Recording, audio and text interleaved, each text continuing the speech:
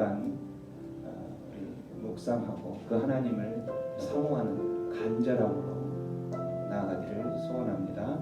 우리 잠깐 묵상하면서 그 하나님을 찾기를 원합니다.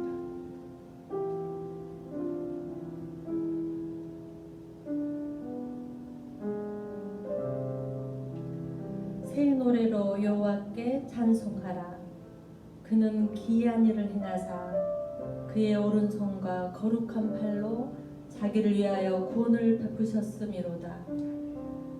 여호와께서 그의 구원을 알게 하시며 그의 공로를 문 나라의 목전에서 명백히 나타내셨도다. 그가 이스라엘의 집에 베푸신 인자와 성실을 기억하셨으므로 땅 끝까지 이르는 모든 것이 우리 하나님의 구원을 보았도다. 온 땅이여 여호와께 즐거이 소리칠지어다. 소리내어 즐겁게 노래하며 찬송할지어다. 수금으로 여호와를 노래하라. 수금과 음성으로 노래할지어다. 나팔과 호각 소리로 왕이신 여호와 앞에 즐겁게 소리칠지어다. 바다와 거기 충만한 것과 세계와 그 중에 거주하는 자는 다 외칠지어다. 여호와 앞에 큰 물은 박수할지어다. 산악이 함께 즐겁게 노래할지어다.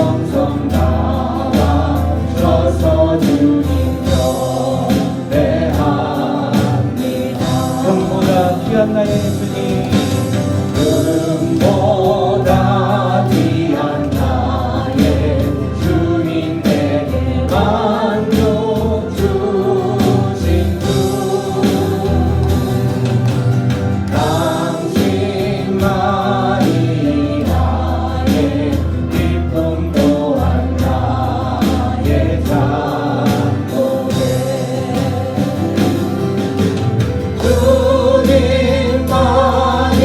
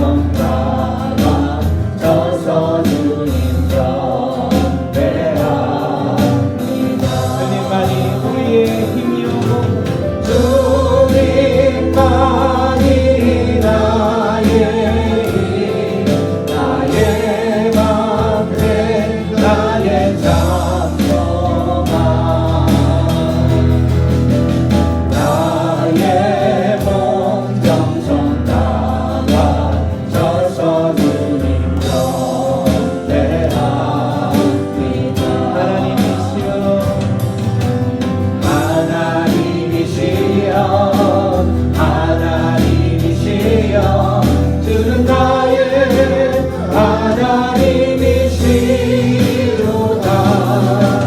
나의 몸과 마음 주를 갈망하며 그를 내가 주께 고백하는 말. 여호와는 나의 힘이요 여호와는 나의 구원이시니 내가 누구를 두려워하리요. 여호와는 생명의 피난처시니 그의 인자가 생명보다 나음으로 내 입술이 여호와를 찬양하리. 평생에 주를 찬양하며 주의 이름으로 내 손 들려.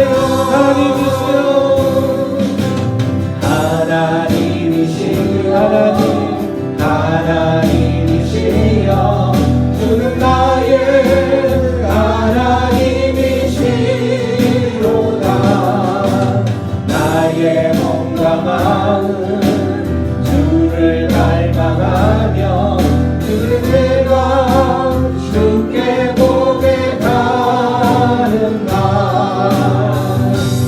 여호와는 나의 힘이요 여호와는 나의 구원이시니 내가 누구를 두려워하리요.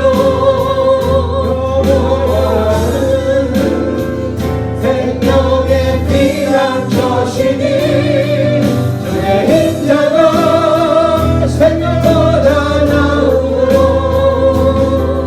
내 입술이 여호와를 찬양하리. 내 평생에 주를 찬양하며 주의 이름으로 내 손 들려. 주의 인자가 생명보다 나음으로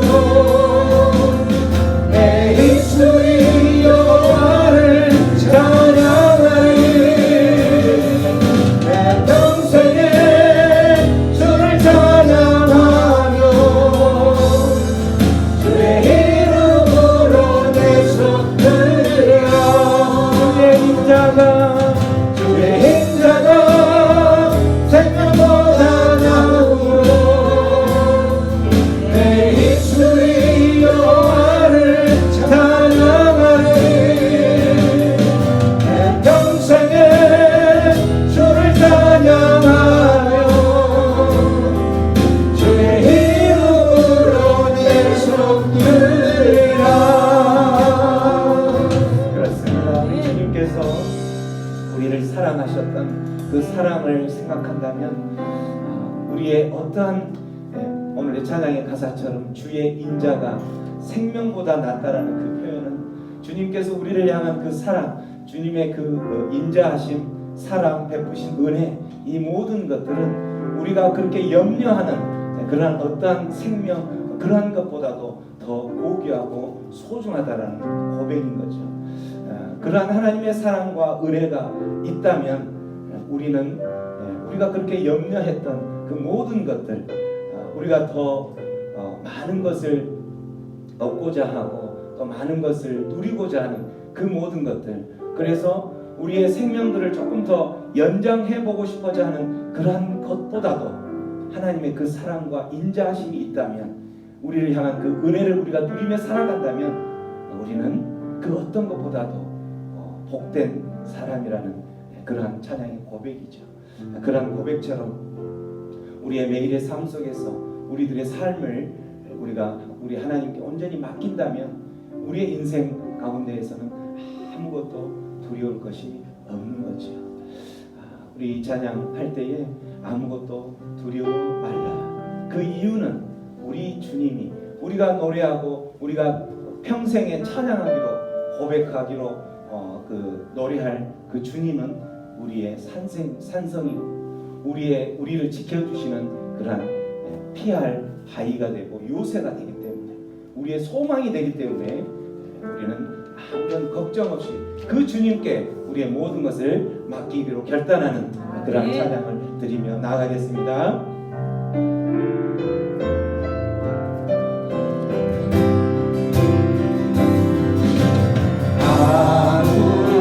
아무것도 두려워 말라. 주 나의 하나님이 지켜주시네. 놀라지 마라. 겁내지 마라. 주님 나를 지켜주시네. 아무것도 두려워 말라. 아무것도 두려워 말라. 주 나의 하나님이 지켜주시네. 놀라지 마라. 겁내지 마라. 주님 나를 지켜주시네.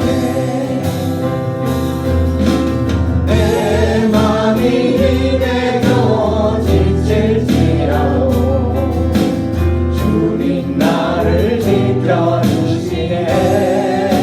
세상의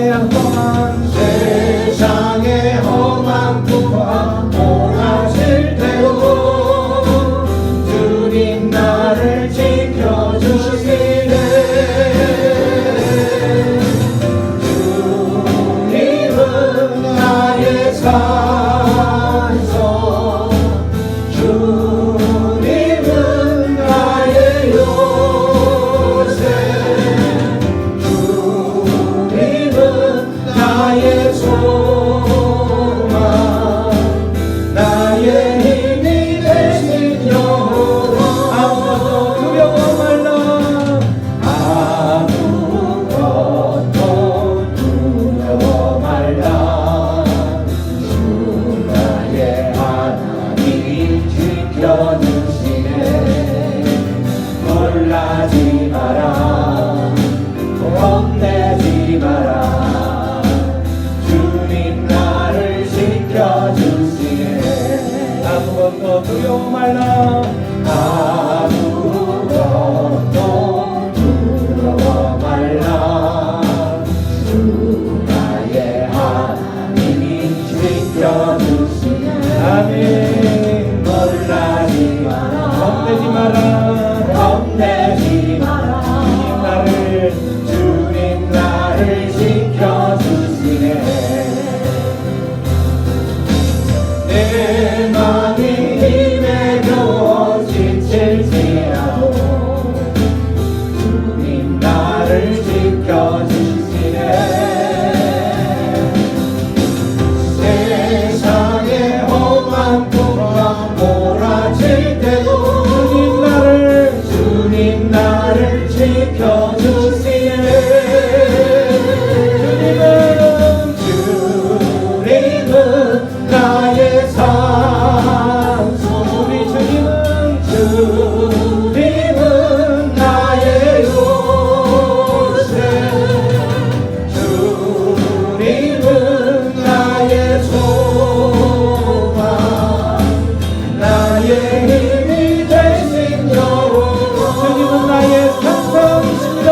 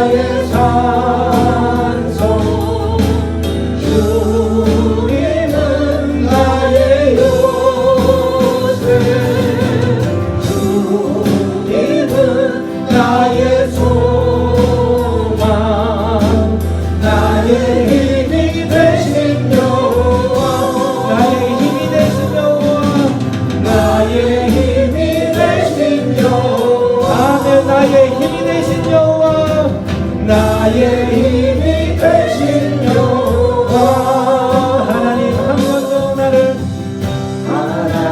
한 번도 나를 실망시킨 적 없으십니까? 실망시킨 적 없으시고 언제나 공평과 은혜로 나를 지키셨네. 오신실하신 주, 오신실하신 주, 내 너를 떠나지도 않으리라. 내 너를 버리지도 않으리라. 약속하셨던 주님, 그 약속을 지키사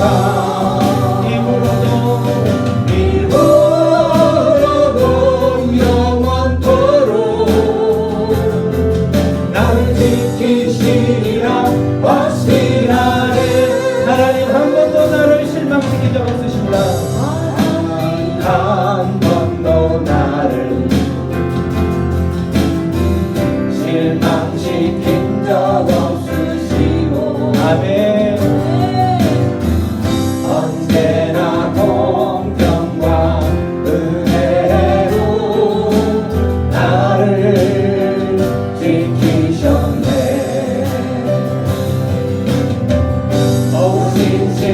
오신실하신 주, 오신실하신 주, 내 너를 떠나지도 않으리라. 내 너를 버리지도 않으리라. 약속하셨던 주님, 그 약속을 지키사 이후로도 영원토록 나를 지키시리라. 나를 지키시리라. 확실하네. 지나온 모든 세월들, 지나온 모든 세월들 돌아보아도 그 어느 것 하나 주의 손길 안 잊힌 것처럼 그렇습니다. 아멘. 오신실하신 주, 신실하신 주님, 오신실하신 주, 내 너를 떠나지도 않으리라. 내 너를 버리지도 않으리라. 약속하셨던 주님, 주님 그 약속을 지키셨습니다. 그 약속을 지키사 이후로도 영원토록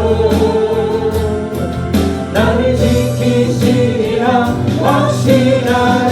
지나온 모든 세월들, 지나온 모든 세월들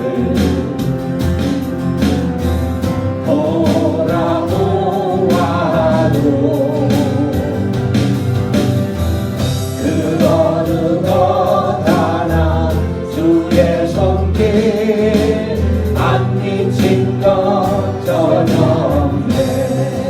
신실하신 주님, 오신실하신 주, 신실하신 주님을 찬양합니다. 우리 주님 이 시간 기쁨 가운데 찾아가셔서 하나님의 백성의 심령들을 만져주시옵소서. 주님의 놀라운 능력으로 하나님을 전당 그 하나님을 통하여서 우리 주님의 사랑되는 시간 되시도록 하나님 그 약속을 지켜주시는 것처럼 오늘도 이 시간 주님을 만나시옵소서.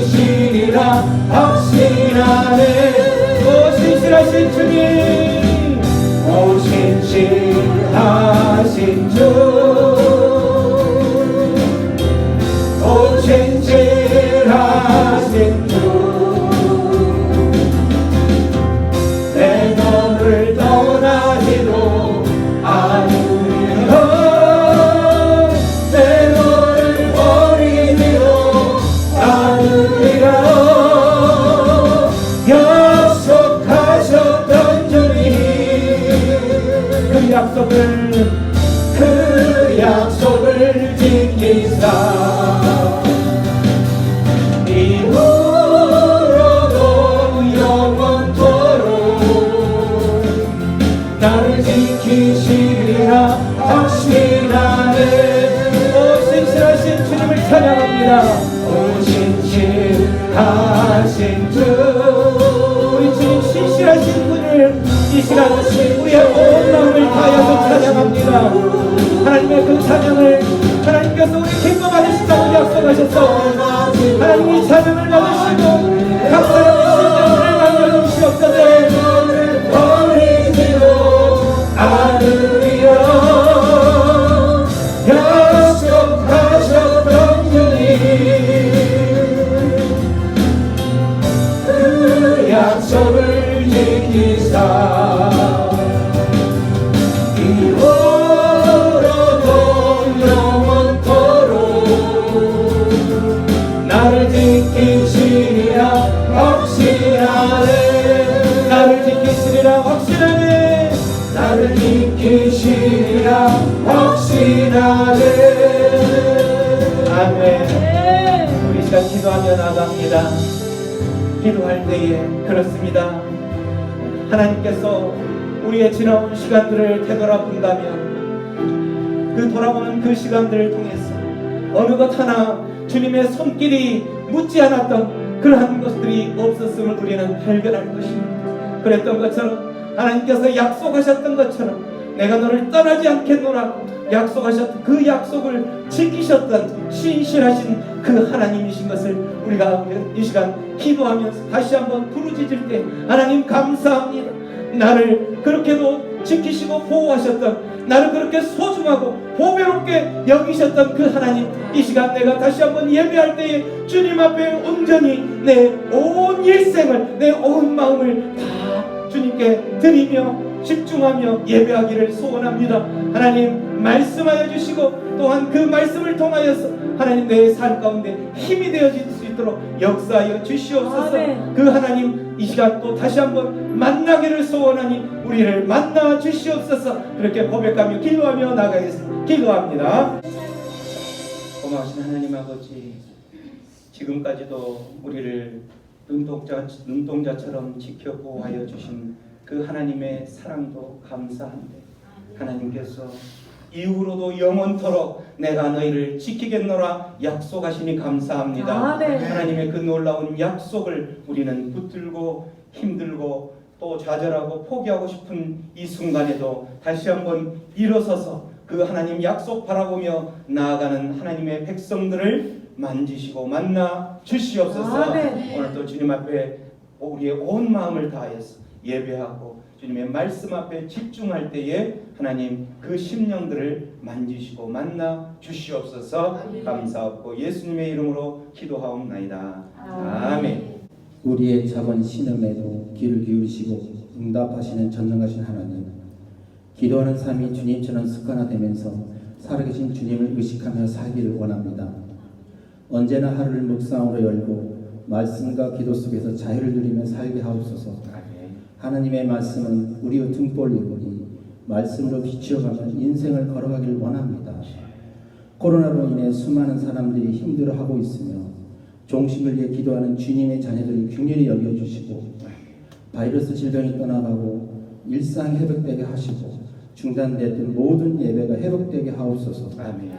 삶의 지혜와 지식과 권세와 능력을 주시는 하나님, 저희 새생명 방주교회가 설립한 지 1주년이 되었으며 하나님의 부르심에 따라 김현차 장로님 장립식으로 안수를 받고 하나님의 사람 되기 위해 김영희 권사님, 강옥순 권사님, 이윤숙 권사님 임명식을 거행하면서 예수 그리스도 하나님 앞에 뜻깊은 감사 예배를 드렸습니다. 말씀 전하시는 고영한 목사님께 성령 충만하심을 주시었고 권세와 능력의 말씀 선포하시며 하나님께 쓰임받는 영적 지도자가 되게 하여 주시옵소서. 하나님 말씀으로 주신 힘과 능력으로 얻은 소득을 통해 영광을 돌리게 하시고 우리에게 허락하신 물질로 사랑을 나누며 살게 하옵소서. 남들의 부유함과 형통함이 삶의 목표가 되지 않고 오직 하나님을 경외하며 주 자녀에게 밝은 미래가 있다는 사실을 확신하게 하시고 주님의 약속을 언제나 기억하며 살아가게 하소서. 모든 성도들의 사업도 번창하여 우리의 물질로 어려운 이웃에게 사랑을 베풀게 하여 주시옵소서. 우리의 삶은 누구를 어떻게 만나냐에 따라 달라지오니 주 안에서 좋은 믿음의 만남들이 있게 하옵소서. 하나님, 자녀들이 더욱더 성령 충만함을 받기 위해 기도하게 하시고 주위의 어려운 이웃들을 위해 기도하고 주님의 사랑을 나누게 하옵소서. 전능하신 하나님의 뜻에 따라 모든 것을 주님께 맡기고 살아가길 원하며 주 예수 그리스도 이름으로 기도드립니다. 아멘.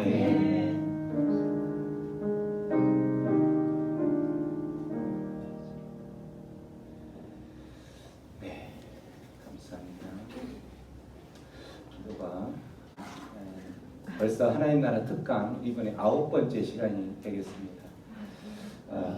하나님 나라, 예수님께서 그렇게 강조했던 하나님 나라, 예수님께서 사역 시작, 공생의 사역 시작 처음부터 마지막까지, 승천에서 올라가시기 마지막까지 그렇게 강조했던 천국 하나님 나라, 그 하나님 나라 백성이 어떻게 되는가, 이 부분에 대해서 계속 저희들이 나누고 있죠. 자, 말씀으로 들어가기 전에 우리의 선포 한번 하겠습니다.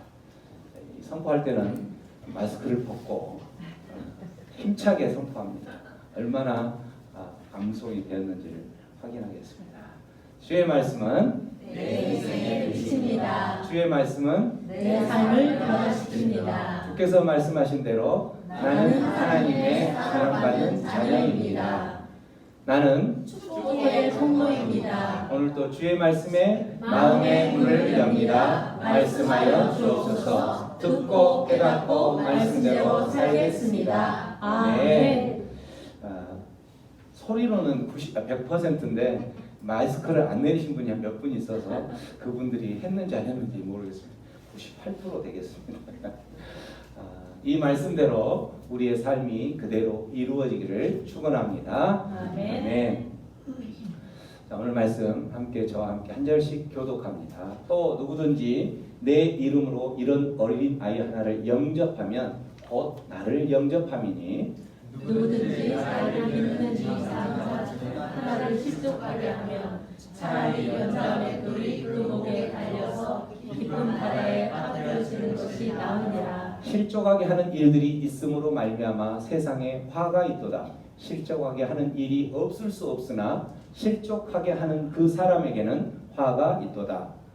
만일 내 손이나 내 발이 너를 범죄하게 하거든 씻어내버리라. 장애인이나 다리 젖은 자로 영생에 들어가는 것이 두 손과 두 발을 가지고 영원한 불에 던져주는 것보다 나으니라. 만일 내 눈이 너를 범죄하게 하거든 빼어내 버리라. 한 눈으로 영생에 들어가는 것이 두 눈을 가지고 지옥불에 던져지는 것보다 나으니라. 삼가 이 작은 자 중에 하나도 없이 여기지 말라. 너희에게 말하노니 그들의 첫살이 하늘에서 하늘에 계신 내 아버지의 얼굴을 항상 배우느니라. 너희 생각에는 어떠하냐? 만일 어떤 사람이 양 100마리가 있는데 그 중에 하나가 길을 잃었으면 그 99마리를 산에 두고 가서 길 잃은 양을 찾지 않겠느냐? 진실로 너희에게 이르노니 만일 찾으면 길을 잃지 아니한 99마리보다 이것을 더 기뻐하리라. 함께 읽습니다. 이와 같이 이 작은 자 중에 하나라도 잃는 것은 하늘에 계신 너희 아버지의 뜻이 아니니라. 아멘. 하나님 나라, 우리가 지금까지 계속 나라라는 개념이 국민 영토 주권이라는 그 뜻이 바실레이아라는 뜻은 아닐 것이다. 어떤 뜻이었다면 통치의 개념이다. 왕대심의 개념이라는 뜻이라는 거죠. 그래서 오늘 내가 이 하나님 나라의 백성을 살고 있다라는 그 의미는 하나님의 통치를 받고 살아가고 있다. 내가 지금 하나님의 다스림을 받고 살아가고 있다. 그 다스림은 어떻게 받고 있냐면 여러분들이 하나님의 말씀을 묵상함으로 인해서 매일 하나님의 말씀이 오늘 나에게 주신 하나님의 말씀, 오늘 내가 어떻게 살라고 말씀하시지 라고 그 말씀 앞으로 가는 것이 천국의 삶을 산다라는 거죠. 그래서 여러분에게 계속 그렇게 말씀 묵상을 하라는 거예요. 이렇게 말씀을 묵상하면서 내가 그 오늘 나에게 말씀하신 하나님이 이런 하나님이시구나. 그리고 내가 왜 이 말씀을 하셨지? 내가 그 말씀대로 살아보려고 노력하고 몸부림치는 것, 그게 바로 지금 현재 나의 천국의 삶이라는 거예요. 지금 현재 내가 천국의 삶을 살아가고 있는 거고, 미래의 천국의 삶, 하나님 나라 백성의 삶의 모습으로 약속되어 있는 그 길을 걸어간다라는 거죠. 미래에 대한 부분은 우리가 늘 지금까지 봤던 것처럼 제가 이제 계속 여러분에게 소개했던 것은 전천년설, 복음주의 신학에서는 대부분 전천년설하고 무천년설이라는 것은 천년의 기간은 상징적인 것이다. 그래서 예수님께서 오시고 난 십자가에서 오시고 나서 지금 신약 시대를 살아가고 있는 이 시기가 지금 천년의 그 왕국이라는 어떤 그 개념으로 살아가는 것이다. 그래서 예수님이 다시 오시는 재림하시는 그때에 이미 우리는 그 천년 왕국, 성경에서 말하는 천년 왕국을 이미 다 보낸 것이다. 이게 무천년설이에요. 천년 왕국이라는 그 기간은 상징적인 것이라는 의미로. 근데 이제 또 이 전천년설, 천년 왕국이 이제 있기 전에 예수님께서 재림하실 것이다. 이게 전천년설이죠. 그 천년 왕국이 되기 전에 이제 우리 성경에서 흔히 7년 대환란이라는 그 시간이 거칠 것인데, 그 거치는 끝 무렵에 예수님께서 공중 재림하실 것이다. 공중 재림해서 그때 예수님과 신랑 되신 예수님과 신부된 교회가 혼인잔치가 이루어지는데, 그 교회에 들림을 받는 사람들은 누구냐면 교회 공동체. 교회라는 말은 공동체라는 뜻이기 때문에 이 예배당이라는 게 교회가 아니죠. 예배당은 교회 공동체, 성도들이 모여서 함께 예배하는 장소가 예배당인 거죠. 그래서 그 휴거를 들림을 받아서 그렇게 이제 혼인잔치가 이루어지고, 그때 그 살아있던 사람은 그 상태에서 부활의 몸으로 들림을 받고, 죽었던 사람은 또 부활의 몸으로 들림을 받는 첫째 부활을 경험을 한다라는 거죠. 그렇게 해서 혼인잔치가 다 이루어지고 나면 다시 함께 지상 재림이 이루어지는 거예요. 내려와서 천년 왕국의 왕노로 탈 수 있는 그런 자격을 받는 거고, 천년 왕국이 다 끝나고 나면 이 하나님 앞에 서서 마지막 심판하는 최후 심판 또는 백보자 심판이라는데, 이 심판이 기다리고 있는데, 그 심판을 이제 이루어질 때에는 그 당시 믿지 않았던 사람은 부활되지 않았기 때문에 두 번째 부활이 이루어진다라는 거죠. 그 두 번째 부활은 첫째 부활했던 사람은 의미가 없는 거죠. 그래서 두 번째 부활한 사람은 믿지 않은 사람들에게 이제 두 번째 부활이 이루어지고, 그 사람들에게 하나님께서 선고를 하죠. 선포를 하는 거예요.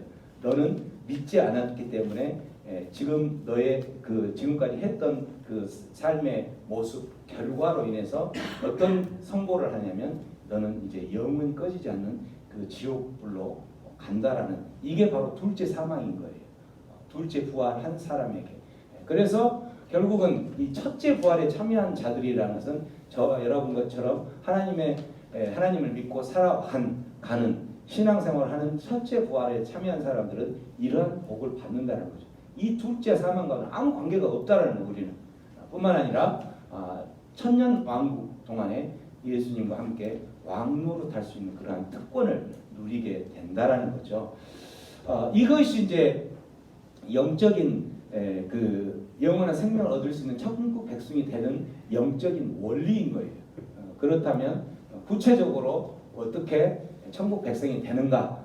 이 말은 다시 말하면 어떻게 우리가 하나님 나라 백성이 되는가? 어떻게 하나님 나라를 우리가 소유할 수 있는가? 하나님의 자녀가 어떻게 되는가? 우리의 늘 그 근심 걱정거리 중에 하나가, 어떻게 하면 내가 내 이 사랑하는 남편을, 내 사랑하는 아내를, 내 사랑하는 자녀를 하나님 백성 삼을까? 전도할까? 이거에 대한 답이 된다는 거죠. 어떻게 하면 될 것인가? 라는 부분을 그래서 지난 시간에는 어린 아이의 비유를 통해서 어린 아이의 겸손한 그러한 사고 방식으로 변화되지 않으면, 그러한 가치관, 생활 방식, 이런 사고 방식으로 변하지 않으면 하나님 나라를 하나님의 자녀가 될 수 없다라고 이야기를 했는데, 오늘은 똑같은 어린 아이를 본문으로 했는데 그 내용이 약간 틀려지죠. 지극히 작은 어린아이와 같은 그런 지극히 작은 영혼도 존귀하게 생각하는 그러한 사고방식, 그 어린아이처럼 정말 연약한 그러한 사람을 존귀하게 생각하면서 그렇게 그를 보살피는 그러한 삶의 사고방식, 생활방식으로 살아가지 않으면 너희들이 하나님 나라를 취하는 데 있어서는 문제가 있을 수 있다라고 이야기하는 거죠. 오늘 5절 첫 말씀에 보면은 누구든지 내 이름으로 이런 어린 아이 하나를 영접하면, 이 어린 아이 하나를 영접하면 그러면 그 사람에게 약속이 있는 거예요. 그 사람은 곧 나를 영접하는 것이다. 예수님을 영접한다면 우리가 지금까지 배웠던 것처럼 요한복음 1장 12절 말씀에 보면 예수의 이름을 믿는 자, 영접하는 자에게는 어떤 특권, 어떤 권세를 하나님께서 우리에게 약속을 했죠? 하나님의 자녀가 되는 권세. 우리가 그래서 이 지금 답을 찾는 이유 중에 하나가 답을 찾는 그 모습이 어떻게 하나님 나라를 소유하는가, 어떻게 하나님의 자녀가 되는가라는 그 질문에 대한 답이 어린아이 하나를 영접했을 때 된다라는 거죠. 어린아이 하나를 영접하면 곧 나를 영접한 것이기 때문에 그 나를 영접하는 그 모습이 어린아이 하나를 영접하는 모습이 된다라는 거예요. 여기서 어린아이는 지극히 작은 영혼, 연약한 영혼 이렇게 표현할 수가 있는데, 지극히 작은 영혼을 영접하면 어린아이를 영접한 것이기 때문에 그것이 바로 나를 영접하는 것이다. 지극히 작은 영혼이 도대체 누구일까? 그 지극히 작은 영혼에 대한 부분을 좀 구체적으로 설명한 본문이 마태복음 25장 말씀에 보면 이제 나오죠. 자, 25장 말씀을 한번 읽어봅니다. 자, 31절, 33절까지만 시작. 인자가 자기 영광으로 모든 천사와 함께 올 때에 자기 영광의 보좌에 앉으리니 모든 민족을 그 앞에 모으고 각각 구분하기를 목자가 양과 염소를 구분하는 것 같이 하여 양은 그 오른편에 염소를 왼편에 두리라. 예수님께서 아까 우리가 봤던 것처럼 재림하신다고 했죠. 재림, 공중 재림이든 지상 재림이든 재림하실 때, 이 말은 31절에 인자가 모든 천사와 함께 올 때에, 이 말과 똑같은 거예요. 예수님이 재림해서 올 때에 어떤 일이 벌어지는가, 이 말을 예수님께서 소개를 하시는데, 이 인자가 올 때에 32절 모든 민족을 그 앞에 모을 것이다. 모은다는 그 여기서 모든 민족은 믿는 사람이나 믿지 않는 사람이나, 또 믿는 사람 중에서도 믿음이 큰 사람이나 믿음이 적은 사람이나 아무 상관없이 모든 민족을 모을 것인데, 모아서 그 다음 할 일이 있는 거예요. 어떤 일을 하시냐면, 모든 민족을 모았을 때에 그 다음 해야 될 일이 뭐냐면, 목자가 목자가 있죠. 목자가 양과 염소를 구분해 가지고 양은 오른쪽에, 염소는 왼쪽에 이렇게 나누는 것처럼 그 작업을 하신다는 거예요. 목자가 그렇게 나누는 것처럼 양은 오른편에, 염소는 왼편에 두는 것처럼 그렇게 하는데, 인자가 오실 때 어떤 사람은 양으로 오른편에 두고 어떤 사람을 염소로 왼편에 둘까? 그 다음 말씀에 나오죠.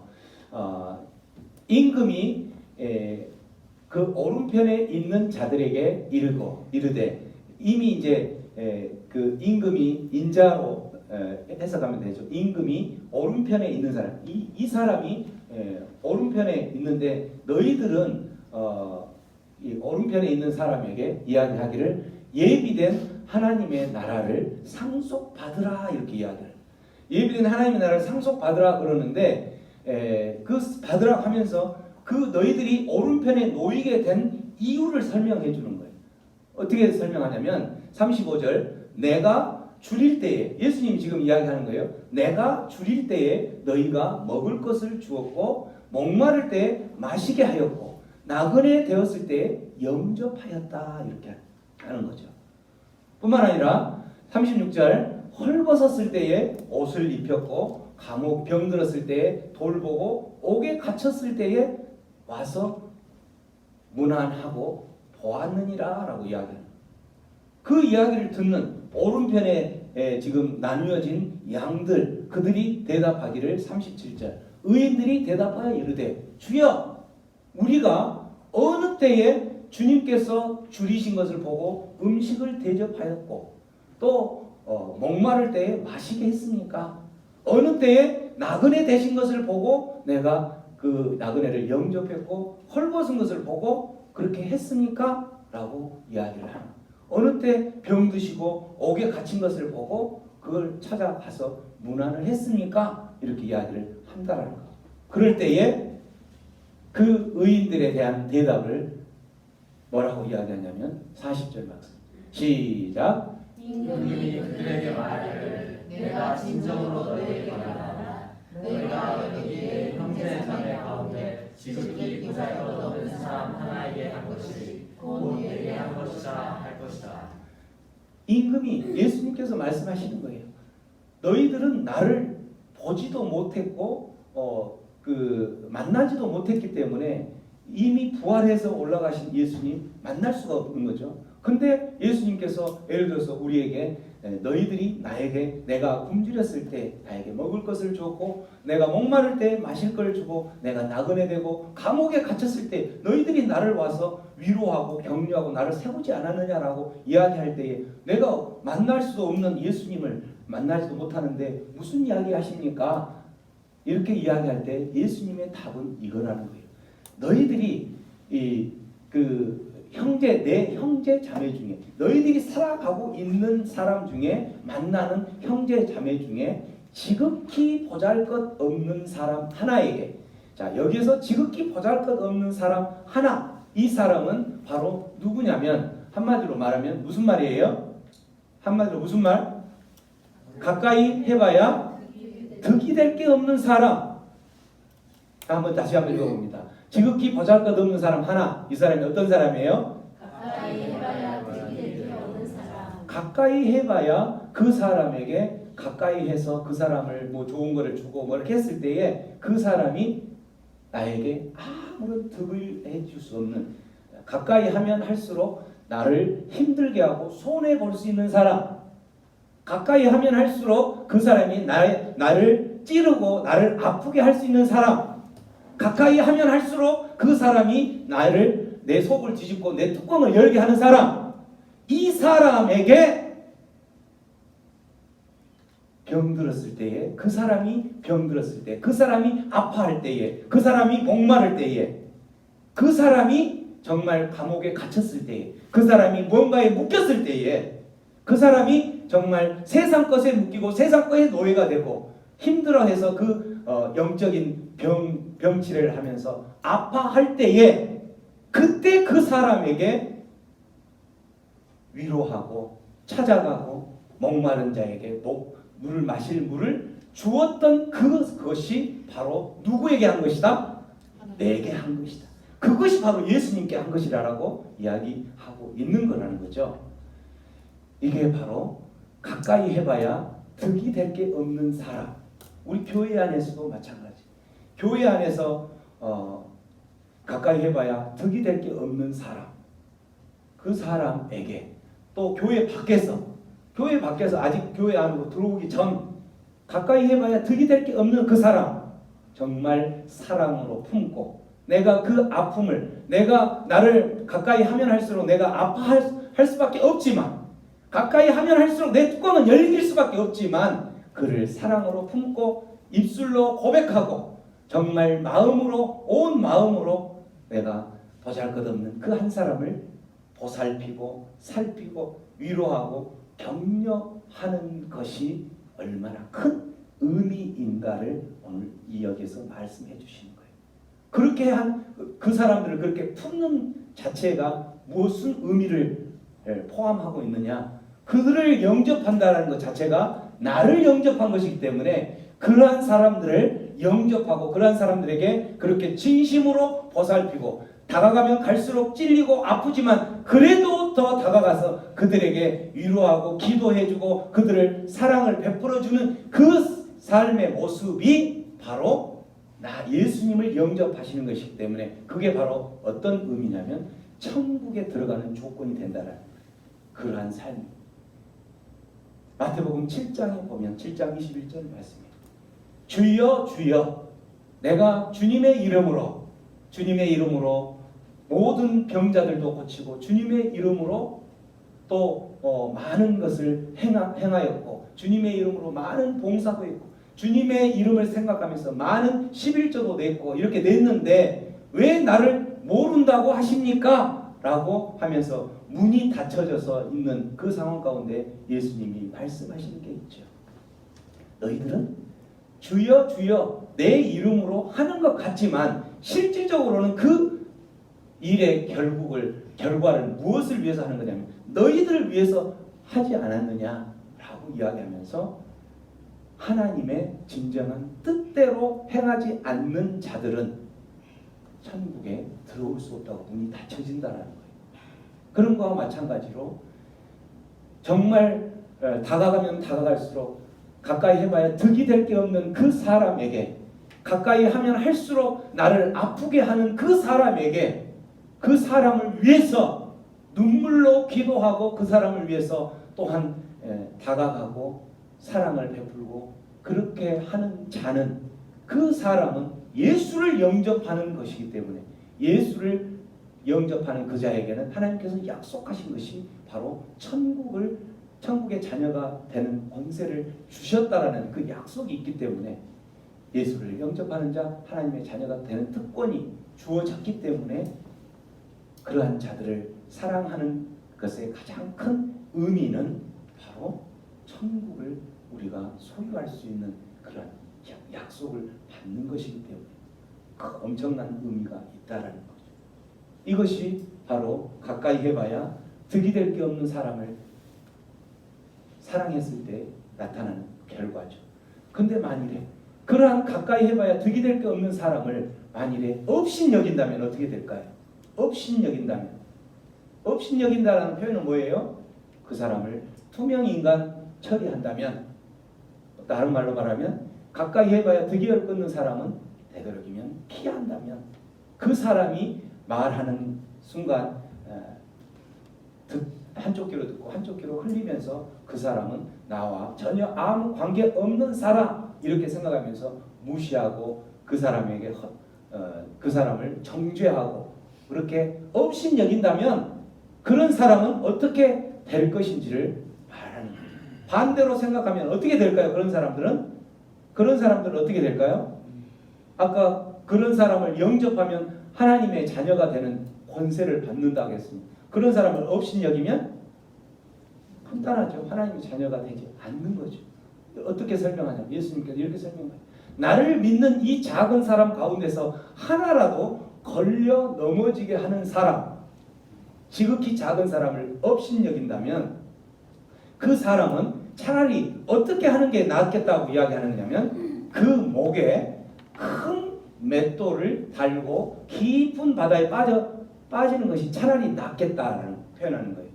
여기서 이제 큰 맷돌을 다른 그 번역 성경에는 연자 맷돌 이렇게 표현하는데 큰 맷돌을 메고 깊은 바다에 빠져 차라리 죽는 게 낫겠다 이렇게 이야기하는 거예요. 큰 맷돌이 도대체 어떤 맷돌일까? 이런 맷돌이에요. 여러분 우리가 가정에서 돈을 돌리는 이 맷돌이 아니라 큰 맷돌. 이 연자 맷돌은 이제 한마디로 이 연자 맷돌을 메고 물에 빠지는 그러한 그 이제 물에 빠뜨리는 형벌이 있어요. 형벌이 있는데 여기 형벌에서 연자맷돌을 메고 죽는다는 연자맷돌의 크기 그 무게는 300kg에서 많게는 1000kg 거의 1톤에 가까운 무게라는 거죠. 만일 300kg도 마찬가지겠지만 1톤에 가까운 거를 우리 목에 메고 바다에 빠뜨리는 형벌을 주는 것은 어떤 의미일까요? 그거는 죽으라는 의미겠죠. 근데 형벌을 주는 거는 물론 죽으라는 것도 있지만 형벌의 가장 큰 의미는 뭐냐면 고통을 주는 거죠. 고통을. 그렇게 해서 어쨌든 그 고통을 주고 고통을 대가를 다 지불하고 나서 살아나면 그 사람은 형벌의 대가를 다 치렀기 때문에 이제 살 수 있는 거예요. 이 300kg나 1톤에 가까운 연자맷돌의 형벌을 차라리 오늘 이 말씀에서 하는 건 뭐냐면 차라리 그 목에 어떤 사람이 이 작은 사람을 가까이 해봐야 득이 될 게 없는 이 사람을 걸려 넘어지게 한 사람 업신 여긴다면 그 사람은 차라리 큰 연자맷돌을 목에 메고 물에 빠져 죽는 물에 빠뜨리는 그런 형벌을 받는 게 차라리 낫겠다라는 거예요. 이 말은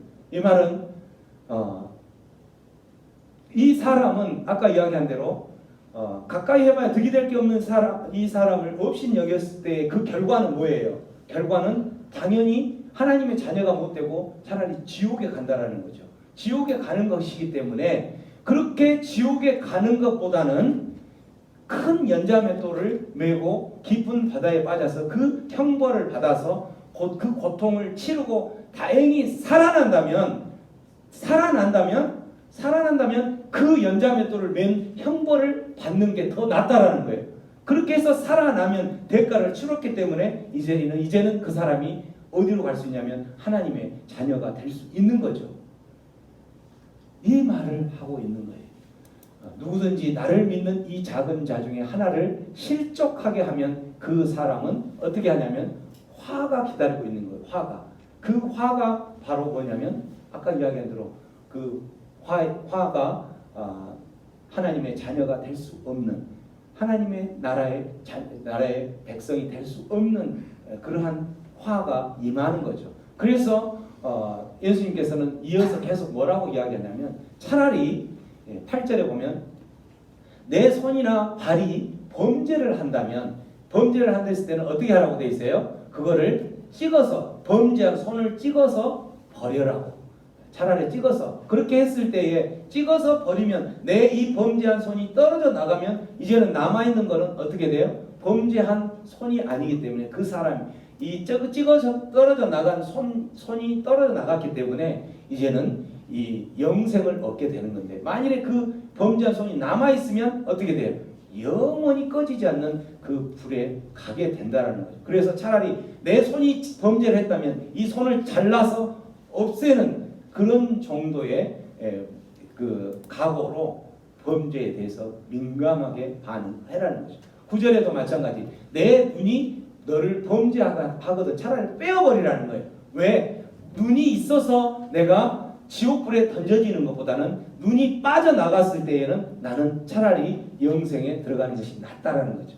그와 마찬가지로 연자맷돌에 목에 걸려서 차라리 그렇게 실족해서 간 사람은 연자맷돌에 깊은 바다에 빠져는 것이 오히려 더 낫다라고 이야기하는 것은 그 연자맷돌의 형벌을 받아서 그 고통을 받고 만일에 그 고통을 받고 살아난다면 그 사람은 이 대가를 치렀기 때문에 이 손을 잘리고 눈을 뺀 사람이 천국에 들어갈 수 있는 것과 마찬가지로 연자맷돌을 메고 차라리 그렇게 간 사람이 더 낫다라는 거죠.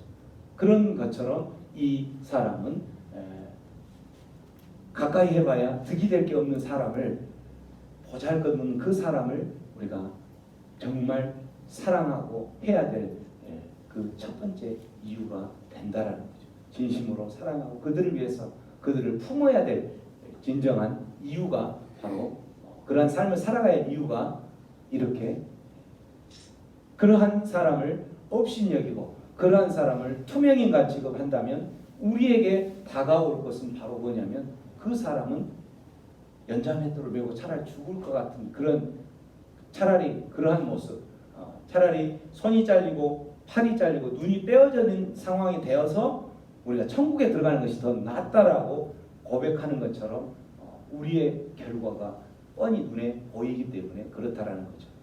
그렇게 가까이 해봐 득이 될 게 없는 지극히 작은 그 사람, 보잘것없는 사람을 우리가 정말 진심으로 사랑하고 그들을 위해서 눈물로 기도하고 그런 사람을 위해서 기도하고 싶은 마음이 사실은 없죠. 왜냐하면 기도하면 할수록 가까이 가면 갈수록 나만 아프니까.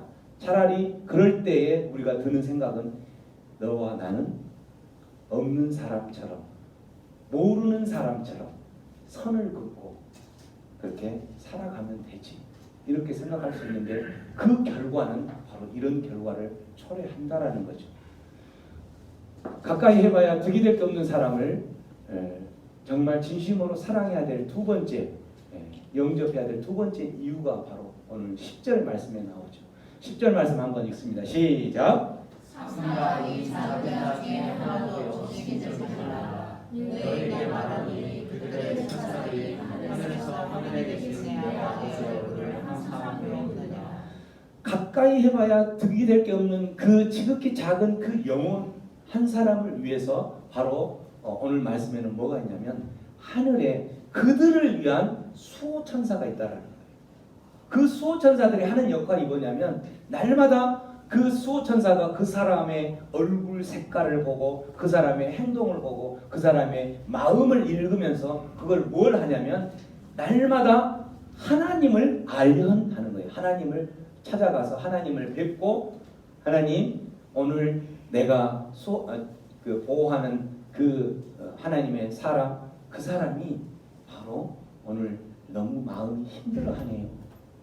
이렇게 그 사람 모든 내용들을 그 사람이 오늘 너무 힘들어서 기도하는데 이런 기도 내용을 가지고 나에게 이렇게 들리게 하셨네요 하면서 하나님께 아련한다라는 하나님께 아련하면서 하나님께 그 모든 것을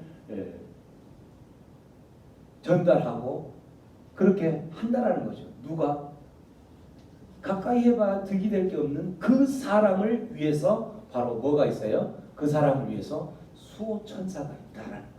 그만큼 그 사람은 어떤 사람이냐면 소중한 사람입니다. 가까이 해봐야 득이 될 게 없다라고 생각한 우리는 정말 그 사람 포기하고 너는 너대로 살아라 라고 생각할 수 있는 그 사람인데 그 사람을 날마다 그렇게 수호천사가 하나님을 아련한다라는 거예요. 하나님의 얼굴을 항상 배움느니라 이 말은 그 수호천사가 그래서 그 사람을 무시해서는 안 된다라는 거죠. 무시하면 그 결과가 아까 처음 이야기했던 것처럼 업신여기면 하나님의 백성이 아닐 수 있다라는 하나님의 백성이 하나님의 자녀가 될 수 없다라는 이러한 결론까지 이야기를 하고 있기 때문에 수호천사의 모습으로 그 사람이 늘 보호받고 있다는 이유가 된다는 거죠. 세 번째 이유는 정말 가까이 득이 될 수 없는 사람, 교회 안에서뿐만 아니라 세상 교회 밖에서도 그런 사람을 정말 진심으로 보살피고 영접해야 될 세 번째 이유는 바로 뭐냐면 오늘 11절부터 14절 말씀에 나오는 거죠. 11절 말씀은 저기 가로 열고 없음 이렇게 돼 있죠. 없음 그리고 12절 이렇게 돼 있는데 가로 열고 없음 이 말은 다른 어떤 번역본에는 있다라는 뜻이에요. 이 말은. 그래서 어떤 번역본에가 있는가라고 계속 찾아봤는데 그 우리 이제 영어 그 킹 제임스 버전이라는 책이 있어요. 번역본 성경 번역하는 그 이게 이제 영어로는 가장 먼저 된 1600년도에 번역된 책이죠. 이게 킹 제임스 버전의 18장 마태복음 18장 11절 말씀을 보면 이 말씀이 있는 거예요. 무슨 말씀이냐면 인자가 온 것은 잃어버린 영혼을 구원하기 위해서다라고 이렇게 이 말씀이 있다라는 거죠.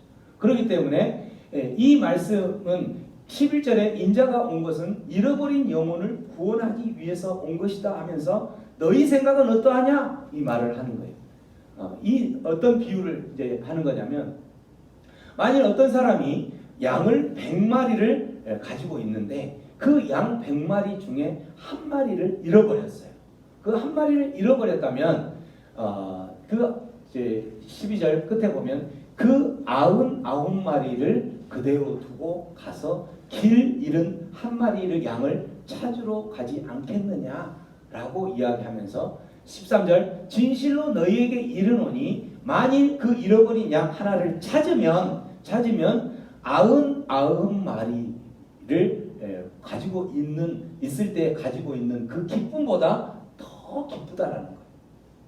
99마리를 가지고 있을 때도 기쁘겠죠. 99마리가 하나님의 자녀의 삶을 살고 이렇게 하는 것이. 근데 잃어버린 그 영혼 한 영혼이 하나님 품에 들어오면 그 99마리의 그를 가지면서 가졌던 기쁨도 있는데 그 기쁨보다도 더 기쁘다라는 거죠. 이거를 세상적인 논리로 계산하면 저기에서 99마리를 놔두고 한 마리를 위해서 찾아가는 그 모습을 보고 저거는 세상적인 가치관, 세상적인 논리로 봤을 때는 어떻게 보는 거예요? 이거는 맞지 않는 거죠. 세상적인 논리로 보면 차라리 한 마리 그대로 잃어버린 거 그대로 내버려 두고 99마리를 잘 관리하면 될 건데 이 99마리를 놔두고 한 마리를 찾아가는 이 하나님 우리가 이해할 수 없다 이렇게 생각할 수 있잖아요. 근데 여기서 말하는 것은 그 뜻이 아니라는 거죠.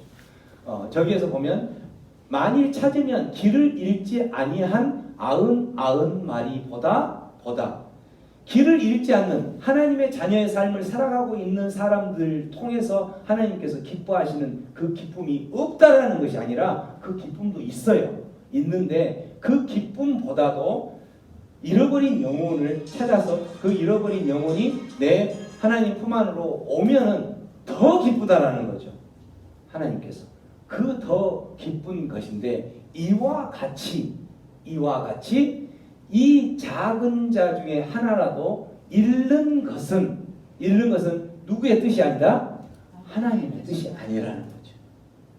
이게 바로 이 작은 자, 가까이 해봐야 득이 될 게 없는 사람, 저 사람은 하나님의 자녀가 아닐 거야 라고 미리 포기하고 그 사람에게 다가가지 않고 그를 업신 여기는 것은 하나님의 자녀의 삶의 모습이 아니고 그게 하나님의 뜻이 아니라는 거죠.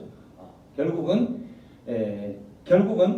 우리가 하나님의 자녀 천국 티켓을 내가 이미 받았다라고 이야기하면서 누가 가장 큰 자인가 도토리 키재기 하면서 제자들이 싸웠던 것처럼 자기 자리 싸움을 하기 위해서 하나님의 자녀가 되기 위해서는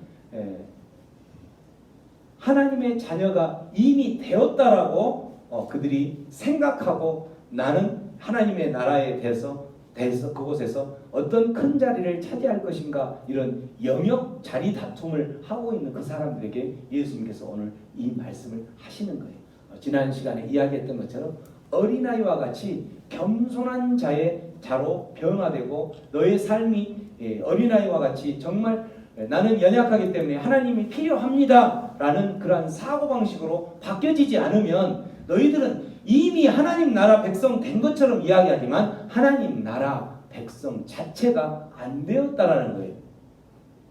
이런 하나님의 가치관, 하나님 나라 백성의 가치관으로 변화되지 않으면 이미 너희들은 그런 하나님의 나라 삶이 아니라는 거죠. 그래서 우리가 지난 시간에 이야기했던 것처럼 이전 것은 지나갔으니 이제는 보라 새 것이 되었도다라고 이야기하면서 이전 것은 지나간 것을 늘 붙들고 살아간다면 그 사람은 어떻게 되는 거예요? 하나님의 자녀가 아니라는 거죠. 진정한 하나님의 자녀는 지나간 것은 버려라는 거죠. 지나간 것을 자꾸 붙들지 말라는 거예요. 새로운 피조물, 새 것이 된 사람은 무엇을 붙들어야 되냐면 이제 하나님께서 제시한 그 새 것을 붙들어야 되는 거예요. 이러한 삶을 살아가는 게 진정한 어린아이와 같은 겸손한 자의 모습인 것이고 뿐만 아니라 오늘 말씀처럼 지극히 가까이 해봐야 득이 될 게 없는 그 지극히 작은 소중한 그 사람을 어떻게 여기냐면 바로 정말 하나님께서 그렇게 그 사람도 잃어버리지 않게 하기 위해서 그렇게 애쓰고 양 100마리 중에서 99마리를 놔두고 한 마리를 찾아서 그 한 마리를 찾았을 때 기쁨이 엄청나게 큰 기쁨이라고 이야기하셨던 그 하나님의 뜻을 기억하며 살아가는 자가 진정으로 하나님 나라 백성이 될 수 있다라는 것, 하나님의 자녀의 삶을 살아갈 수 있다라는 거죠. 우리는 늘 살아가면서 어떤 삶을 살아가느냐, 예전에 살았던 내 삶의 방식, 또 하나님을 만났을 때 계속 들려오는 삶의 방식, 이 두 가지를 동시에 들고 한 발은 세상 그 삶의 방식, 이전에 살았던 삶의 방식에 발걸음 하나를 딛고, 또 하나는 하나님께서 지금 또 들려주시는 그 삶의 방식, 하나님의 사고 방식을 한 발을 딛고 살아가는 거예요. 그렇게 하다가 어느 때는 이 발을 조금 더 깊이 듣고 어느 때는 이 발을 깊이 듣고 이렇게 살아가는 건데, 그렇게 살아가면 오늘 이 말씀 가운데서는 어떻게 되냐면, 그러한 사고방식을 사고 살아간다면 너희들은 하나님의 나라의 백성이 아닐 수도 있다는 것을 경고하시는 하나님의 음성을 들으시기 바랍니다. 우리는 하나님의 백성으로 끝까지 하나님의 나라 가운데 살아갈 때, 하나님 다시 오시는 그때에 하나님의 백성으로 믿음의 경주를 하며 끝까지 하나님 백성 되어서 살아갈 것인데, 그때마다 우리를 넘어뜨리려고 하는 사단 마귀는 언제든지 존재하는 것. 그럴 때에 우리는 기도해야 되는 것은 성령 하나님께서 내가 끝날이 오는 그날까지 늘 너와 함께 하겠다라는 하나님의 약속의 말씀, 함께 하면서 나를 넘어뜨리려고 하는 그것을 끊임없이 내가 이기고 승리하며 살아가서 주님 오시는 그날에 우리는 마지막 하나님 앞에 잘했다 칭찬받는 하나님의 진정한 백성, 첫째 부활에 참여하는 그러한 하나님의 백성 되기를 주님의 이름으로 축원합니다. 들었던 말씀 생각하면서 우리 다시 한번 결단하며 기도하는 시간을 갖겠습니다. 우리는 하나님 백성, 예수님의 이름, 그 아들의 이름을 영접하는 자, 곧 그 아들을 우리 마음 가운데 품고 예수의 그리스도의 보혈을 의지하고 믿는 자에게는 하나님의 자녀가 되는 권세가 주어진다라고 약속을 믿고 오늘 하루를 또 살아갑니다. 살아가면서 나는 이미 예수님을 믿었기 때문에 하나님의 자녀가 되었다라고 이야기하면서 그 하나님의 자녀가 되었던 사람의 삶의 모습이 오늘 말씀처럼 진정한 지극히 가까이 해봐야 득이 될 게 없는 그 사람을 대하는 모습이 어떤 모습인지를 볼 때에 하나님께서 하나님의 자녀가 아닌 것처럼 그렇게 살아간다면 우리에게는 엄청난 큰 경고의 말씀이 오늘 주어진다는 것을 기억하면서, 하나님 내 삶 가운데에 정말 하나님의 자녀, 하나님의 나라가 소유하며 하나님의 자녀의 삶을 살아가는 자라면 내 삶이 어떠한 삶으로 펼쳐지고 살아가야 할 것인지 다시 한번 점검하고 결단하는 그러한 시간 되게 하여 주시옵소서. 우리 함께 기도하며 나갑니다. 기도합니다. 고마우신 하나님 아버지, 은혜를 감사합니다. 오늘 또 주님을 사랑하고 주님의 사랑에 힘입어서 하나님의 자녀답게 살아가기로 결단하지만, 하나님 내 삶들은 언제나 하나님 나를 중심으로, 하나님 중심이 아니라 나를 중심으로 살아가는 그러한 삶은 아닌지, 또 가까이 해봐야 득이 될 게 없는 그런 지극히 작은 영혼을 대하는 나의 삶 가운데에서 과연 나는 어떻게 살아가고 있는지 다시 한번 점검하게 하여 주시옵소서. 그래서 하나님 그들을 향하여서, 나를 향하여, 또 내가 그들을 가까이 하면 할수록 힘들고 아파서 그들을 이제는 포기하기로 결정하지는 않았는지, 그들에게 다가가지 않기로 결정하지는 않았는지 하나님 이 시간 다시 한번 점검하고 기억나게 하여 주소서.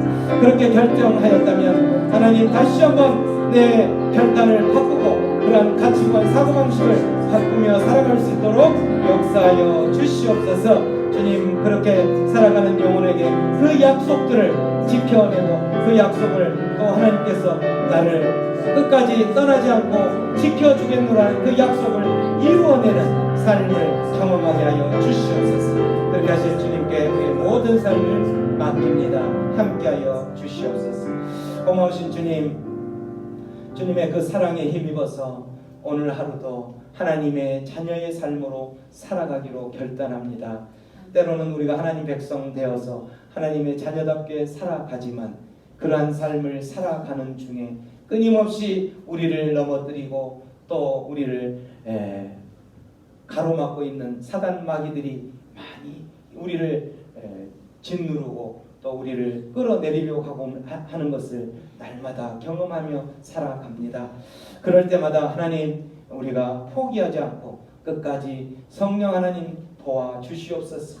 우리가 그 하나님의 도우심과 능력을 따라서 하나님, 정말 가까이 해봐야 득이 될 게 없는, 가까이 가면 갈수록 나만 아프는 그 사람을 향하여서 이제 다시 한번 무릎을 꿇게 하시고 두 손 모아 기도하는 자로 서게 하여 주시옵소서. 그래서 그 사람이 하나님 품으로 돌아오는 것이 하나님의 뜻이라는 것을 우리가 다시 한번 경험하고, 그들을 찾았을 때에 하나님이 그렇게 기뻐하신다는 것을 기뻐하며 함께 경험하는 그러한 복된 삶이 되게 하여 주시옵소서. 감사하고 예수님의 이름으로 기도하옵나이다.